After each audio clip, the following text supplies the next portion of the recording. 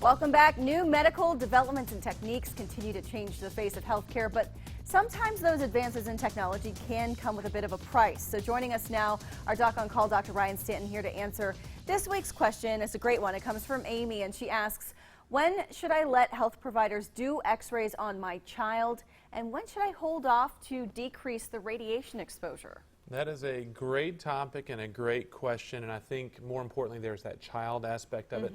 Healthcare imaging, whether it be an x-ray, CAT scan, or MRI, has revolutionized our ability to accurately diagnose conditions, but unfortunately it comes at a cost, whether it be the literal cost in dollars or the radiation exposure to the tissues.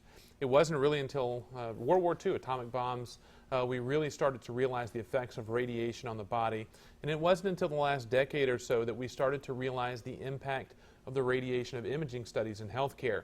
These imaging studies expose us to relatively low levels of the same ionizing radiation seen in the atomic bombs. The question here is the same as in any healthcare decision. At what point does the benefit outweigh that risk that we're going to take on? In this case, kids are a special consideration because they have more sensitive tissues to the radiation because of the growth and development of those tissues. As we age, that risk drops down because we have fewer and fewer cells that are changing or reproducing. And so, the main thing you want to keep in mind here is that the younger is the higher risk, and the risk we're talking about here basically is cancer, increased cancer risk. Sure. So what should someone like Amy be taking into consideration when making these decisions about what imaging to do? Well, that's good.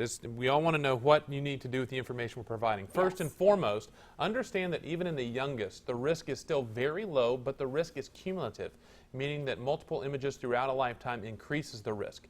So the more we can safely avoid, the better.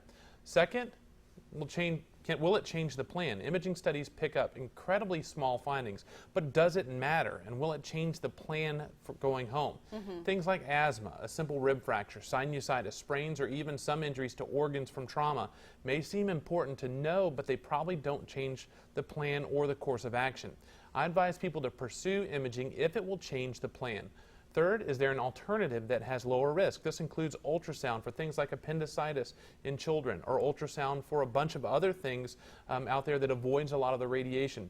MRI is also a consideration and can sometimes be a better study, but it is more expensive and should be reserved for certain situations and indications. Finally, is there a risk to waiting?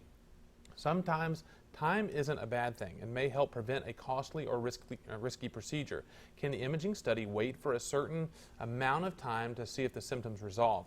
The key is to work with your doctor. Healthcare is not a one-way street. It's important to ask questions, understand the risks and benefits, and come together with a plan to make sure that you're doing the best thing for you, and especially your children, since they can't make their own decisions necessarily, that they work together to make sure we're doing the best thing, because we are very much in a society right now where we want to immediately jump towards that imaging study. Everything that's available, invasive procedures, all the tests available, and that's not absolutely the best thing to do, especially now when we're talking about a healthcare system where we're trying to figure out ways to safely cut back costs, save money, and protect our patients. And like you said, keeping an eye on that cumulative risk that you have with those imaging tests. Absolutely, and you never know.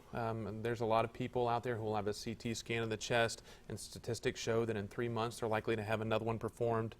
So we're talking about the likelihood down the road that we're going to get more studies.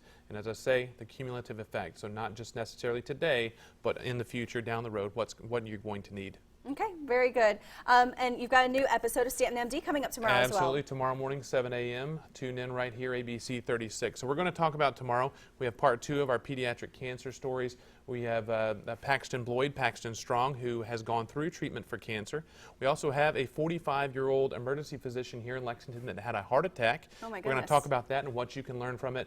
And finally, keeping it in the family, a father and son practicing medicine together, what it's like and how that may actually benefit the patients that see them in their clinic. Interesting. Okay, great topics to catch tomorrow morning at what time? 7 o'clock, ABC 36 right here. Set your DVR if you can't get up that early. If not, set the alarm, get up, check it out. It's good information. Very good. And you can always get a lot of great information and ask questions like Amy asked today on Dr. Stanton's Facebook page. Just check out Stanton MD. And we are back with more for you coming up after this.